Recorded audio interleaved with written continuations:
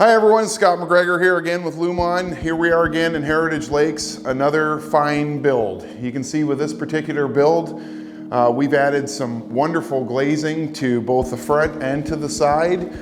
Basically what we've done is we've added a sliding wall system, and the really cool thing about this particular sliding wall system on top of a fixed rail is that this sliding wall will go both ways. Not only can I open it from this side to get air, but I can also go over here and I can open it from this side. I can take all the glass and I can take it one way or the other, giving lovely airflow inside your room on those hot summer days. And if it gets a little chilly outside, or if it starts to rain, simply close it up and I've got a nice enclosed space to sit here with my family. This customer absolutely loves this system. They've had it for about 2 weeks. They've already spent the majority of their time out here.